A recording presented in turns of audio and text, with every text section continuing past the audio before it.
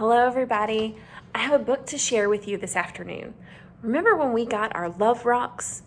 This story just reminded me of exactly why those were the token that I picked for us. The book today is called Everybody Needs a Rock. It was written by Bird Baylor with pictures by Peter Purnall.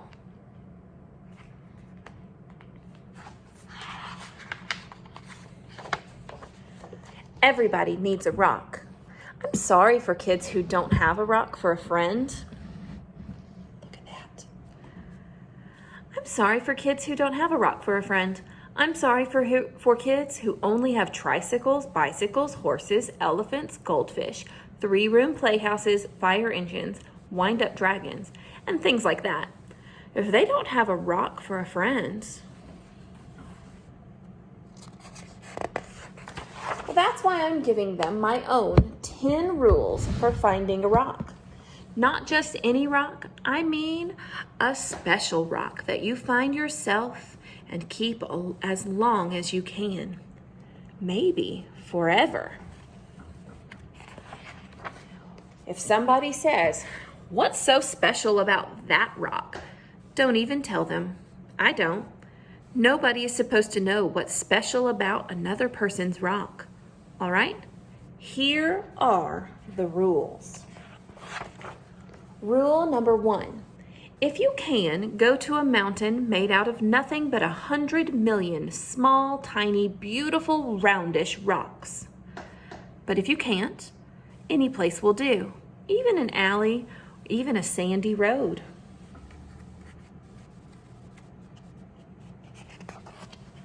Rule number 2. When you're looking at rocks, don't let mothers or fathers or sisters or brothers or even best friends talk to you. You should choose a rock when everything is quiet.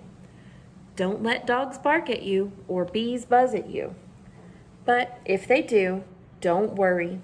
The worst thing you can do is go rock hunting when you are worried. Rule number 3. Bend over. More. Even more.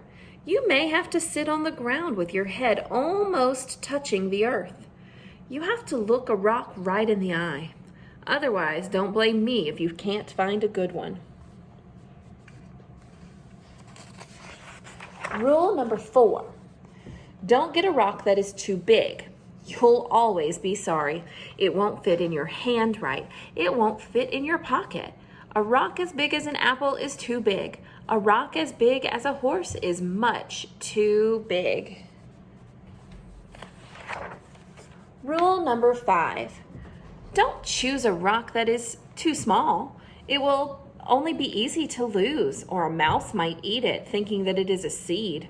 Believe me, that happened to a boy in the state of Arizona. Rule number 6, the size must be perfect. It has to feel easy in your hand when you close your fingers over it. It has to feel jumpy in your pocket when you run. Some people touch a rock 1,000 times a day. There aren't many things that feel as good as a rock, if the rock is perfect. Rule number 7, look for the perfect color. That could be a sort of pinkish gray with bits of silvery shine in it. Some rocks that look brown are really other colors, but you only see them when you squint and in the sun and when it's just right. Another way to see colors is to dip your rock in a clear mountain stream, if one is passing by. Rule number 8, the shape of the rock is up to you. There's a girl in Alaska who only likes flat rocks. Don't ask me why. I like them lumpy. The thing to remember about shapes is this. Any rock looks good with 100 other rocks around it on a hill. But if your rock is going to be special, it should look good by itself, even in the bathtub. Rule number 9, always sniff a rock. Rocks have their own smells. Some kids can tell by sniffing whether a rock came from the middle of the earth or from an ocean, or from a mountain where wind and sun touched it every day, even for 1,000,000 years. You'll find out that grown-ups can't tell these things. It's too bad for them. They just can't smell as well as kids can. Rule number 10. Don't ask anybody to help you choose. I've seen a lizard pick one rock out of a desert full of rocks and go sit there alone. I've seen a snail pass up 20 rocks and spend all day getting onto the one it wanted. Do you see the lizard? Is there a snail in the picture too? I don't see one.